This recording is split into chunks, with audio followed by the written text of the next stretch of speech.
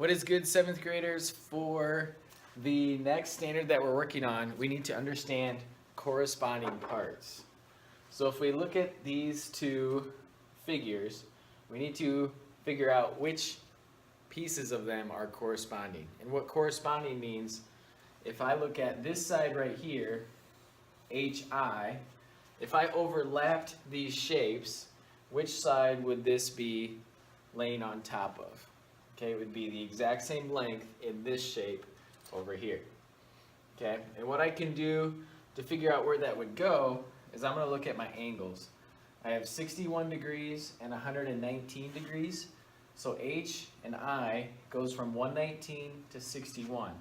So if I look over here, it would need to go between 119 and 61. So I can see right here, UV goes from 119 to 61.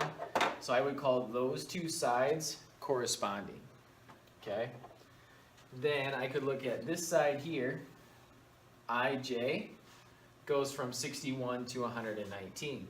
So if I look at this shape over here, I need to go from 61 to 119, which I can see is right here at WV. So those two sides are corresponding. We can also have corresponding angles, which are angles that are in the same position and have the same measurement. So if I look right here, angle J is 119. That would match up over here with angle W, that is 119. Now there's actually two of them. H is also 119 and U is 119. We have G of 61, X of 61, I of 61, and B of 61. So if I was going to put this shape on top of this one, I would turn it just a little bit and it would lay right on top this way. Okay, now this question says HIJG is corresponding to or is congruent to this shape over here, but I have to put the letters in order. So if I start at H, because H is the first one, I have to go HIJG. So I have to start at 119. I could actually start at either one of these, but let's think of just turning this, so we'll start at U. So I would go U, V, W, X. I have to go in the same order and the same direction. So I'm going counterclockwise, the way it's written, HIJG. So I would go counterclockwise, U, V, W, X. So we put those letters in, U, V, W, X, and that was the corresponding shape.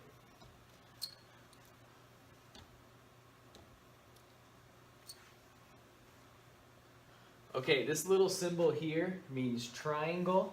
So that stands for triangle BDC. So I start at B, go to D, and then go to C. Again, I need to understand corresponding parts. So this triangle, I'm actually taking and flipping over to this one. I'm actually turning it around.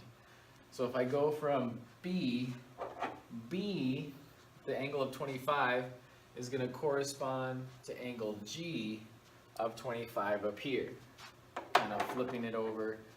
D of 25 would correspond to H of 25. That means they'd be on top of each other. These two angles would be on top of each other. These two angles would be on top of each other if we laid those shapes on top of each other. And then C 130 would correspond to I of 130. So if I start from B to D to C, the congruent triangle would start at G, go to H, and then to I. So we go G, H, I. So this length takes the same idea of corresponding sides, and now we're actually going to find the length or the distance of those sides or angles. Okay, so this one is asking, what is YW? What that means is, what is the distance from Y to W? So I have to figure out what the corresponding side is. So I can see I have an angle of 55 right there at R, corresponds to this angle of 55. I have a right angle, and if I look at this triangle, between these two angles, this is the only one that would make a right angle. So that's going to be T corresponds with W, and then S corresponds with X. So this would be a 35-degree angle. Between 55 and 90 is 50 centimeters. Between 55 and 90 then is 50 centimeters down there. So from Y to W, what is that distance? It's just going to be 50. Because RT and YW are corresponding, they're going to be the same length. So that's going to be 50 as well. Okay, you're going to need to be studying the effects of changes on perimeter, surface area, and volume based on changes to the dimensions of a figure. Could be 2D, could be 3D. Okay, so first let's look at a change in the perimeter. So if we say we are going to change the side lengths of this rectangle right here, we're going to double the side lengths. What is going to be the effect on the perimeter? If we double the side lengths, we're basically taking them times 2. All right? So the original perimeter, this top side would be 10, the side on the left would be 6. So perimeter would be 10 plus 10 plus 6 plus 6. You just add all 4 sides together. Okay? Now if I take all of those times 2, basically what I'm doing is I can put parentheses around this, and I'm taking the entire perimeter times 2. So I could write that as 10 times 2, 10 times 2, 6 times 2, 6 times 2 like I did here, and then add them all together. Or I could just take my perimeter I had before and take the whole thing times 2. So what's the effect on the perimeter? It's going to be double, or it's going to be multiplied by 2. Okay?